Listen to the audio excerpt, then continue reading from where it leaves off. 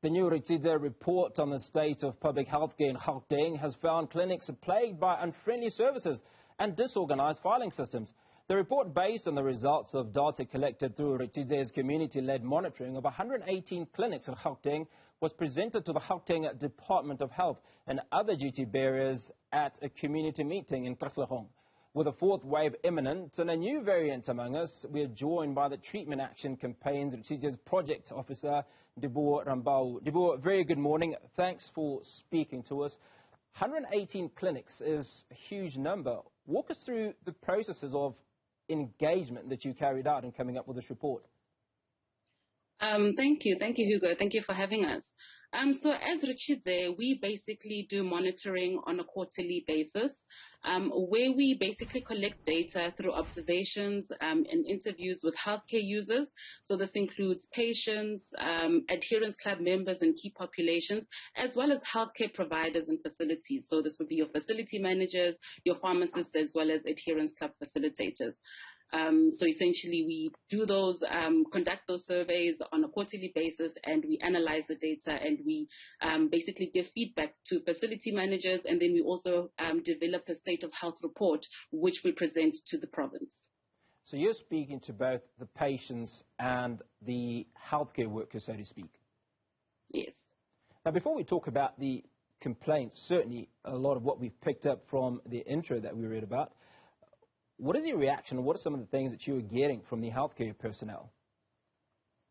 So when we speak to the facility managers, in most instances, they do indicate that there are quite a number of staff shortages within facilities, where amongst the facilities that we've monitored in, 68% of facility managers reported that they did not have enough clinical and non-clinical staff at the facility. And with this being the second edition of the report, we launched the first report around this time last year.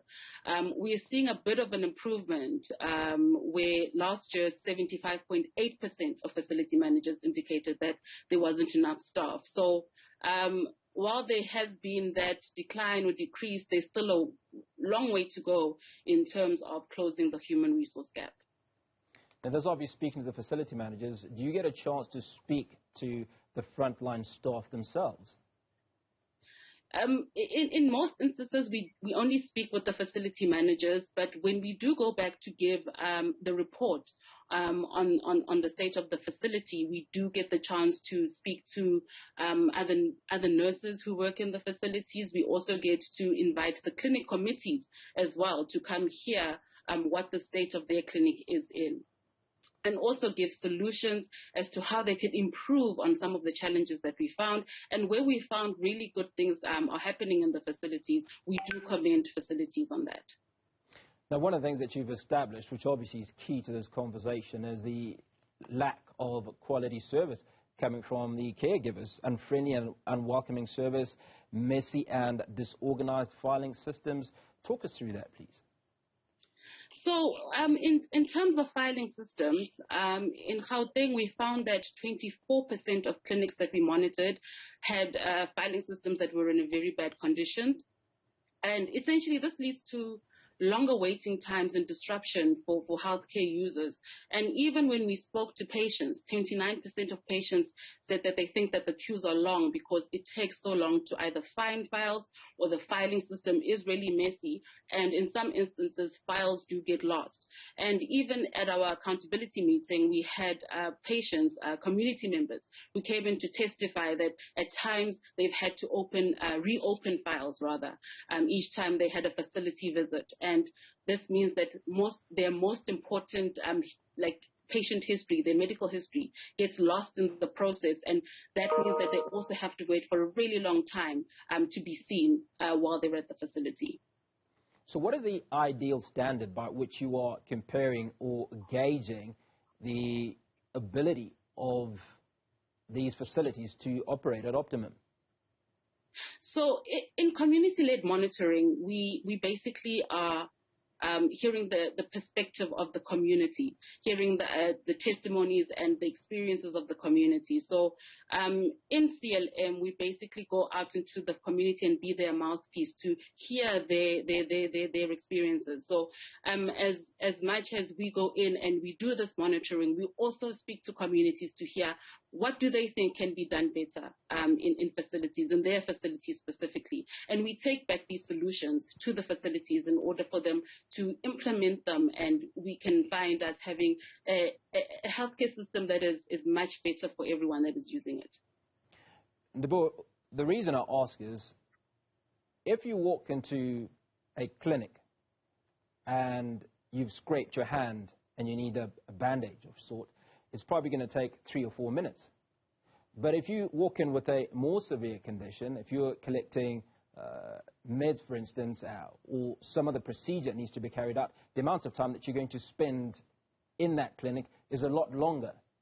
So surely it should be based on a standard and based on what it is that you are being treated for, as opposed to an opinion of, you know what, I waited half an hour, but the 6 people that went in before you actually needed half an hour worth of treatment.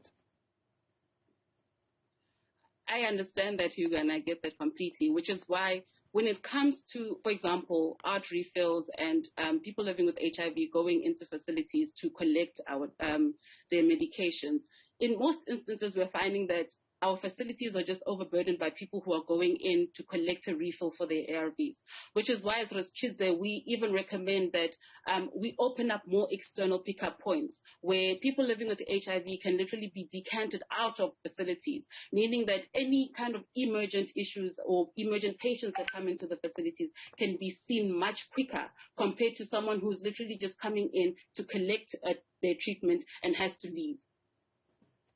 Now, do you take into account issues like nurse fatigue? One of my colleagues yesterday interviewed a nurse, and one of the things she spoke about is that they literally have no time to rest, number one. Number two, the replacement or rehiring of nurses or other frontline workers has not been happening. And you and I both know, as does everybody else, that in the last 18 to 24 months it has been extremely difficult. Are those factors taken into account in this report? We do take those factors into account, and in our recommendations, we also ask the department to close up the resource gap specifically because our healthcare providers are fatigued, they are overburdened because they have to see a number of patients in a day, which ultimately leads to the negative staff attitudes that we see in facilities. So that is a main recommendation that we have made to the department, to at least close up the resource gap. So in terms of human resources, that is, to ensure that our nurses and our healthcare providers are not as overburdened and over-fatigued as they are currently.